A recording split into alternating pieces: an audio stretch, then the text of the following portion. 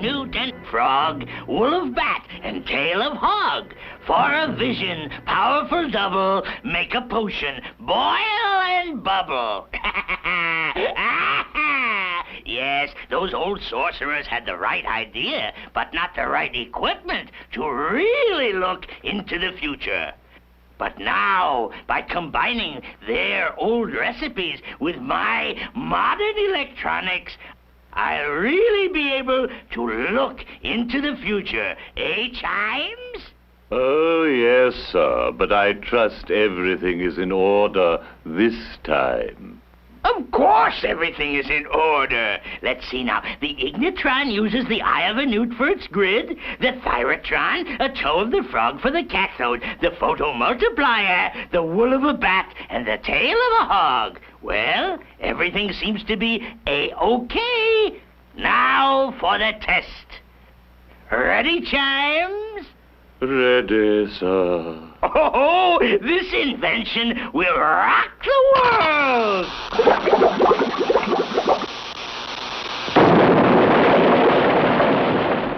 Congratulations, sir. I think you just rocked the world. Confound it, Chimes. That was a mistake. Something went wrong. I wonder what. Begging your pardon, sir, but perhaps your nephew Dialer at the laboratories could be of some assistance.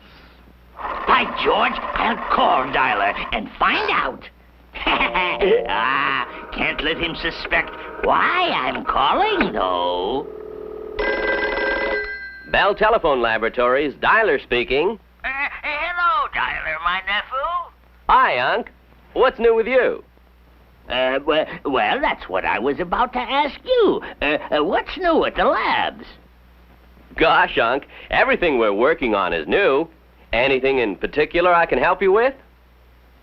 Well, yes. What about looking into the future? Looking into the future? Why, here at the Bell Labs, it's part of our duty to look as far ahead as possible. Yes. But what do you use? A crystal ball? Conjure up a vision, or what? Hardly, Unc. You see, Sybil helps us. Oh, you're using one of those old-fashioned oracles, eh? Not exactly, Unc. Sybil is a computer-like machine that helps us predict the future of... No, they can't. They just can't have invented my invention. And through Sybil, we can try out a proposed communication service before time and money is spent developing it. If this Sybil really works, maybe Dialer will tell me what he's seen in the future. Dialer, my boy, just what can we look forward to? Well, Unc, in the years ahead, the telephone of the future will be an even more prominent and versatile part of our lives than it is today.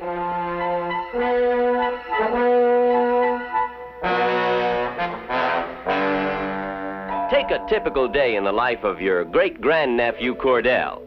It's a spring morning as we look in on his home. Breakfast's over.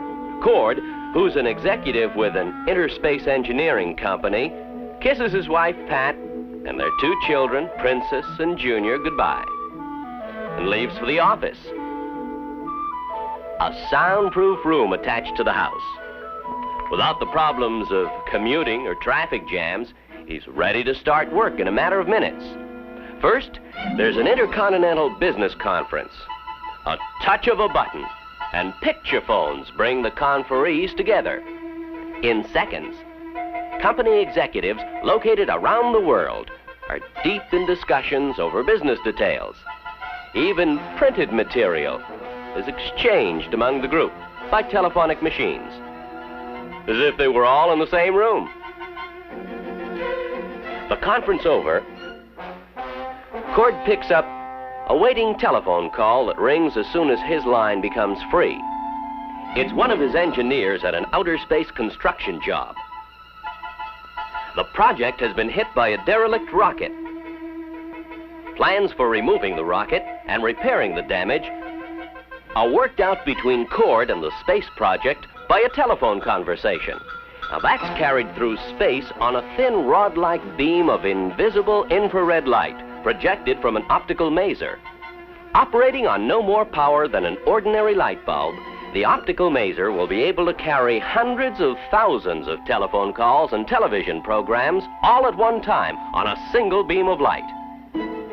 Equipment and materials needed to do the job are ordered over an advanced data phone system, which reads the recorded information and transmits it to the data receiving center. Here, a data phone receiving unit duplicates the ordering information, which is fed into data processing machines and electronic computers. The processed information on the ordered items is then data phoned to the correct manufacturing, assembling, and shipping points around the world. On the other side of the house, Junior is getting help with his homework. The program comes from an education center and is carried on a special TV circuit via telephone waveguide, a hollow tube that can carry hundreds of television programs and telephone calls at one time. Later in the afternoon, Pat is browsing around a dress shop on her picture phone. A design in the new spring colors catches her eye. It's just what she could wear to the Bennetts for dinner. Oh, dinner. It's almost that time, and Princess is still playing outside with her friends on their helicycles. But her wristwatch radio telephone makes it easy to call even young teenagers home for dinner. Later in the evening, Cord and Junior watch a real World Series game, being telecast from Tokyo via communication satellites.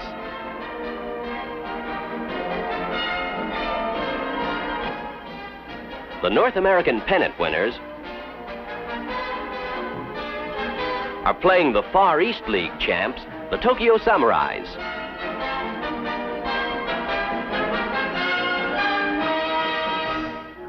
Pat and Princess, more interested in culture than sports, are tuned to a program from the Museum of Modern Art. Typical examples of movies seen on the Late Late shows in the mid-1900s.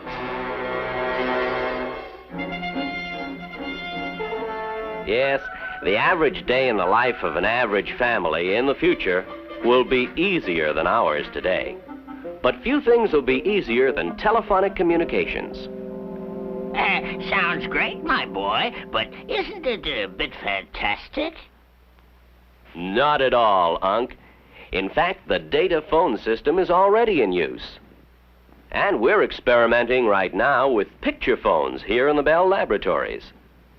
Then, too, the day of communicating by satellites is here. The waveguide system and the optical maser are being developed here at the labs, along with other telephone services for the future. Talking of the future, there's one thing you've overlooked. What's that, Unc?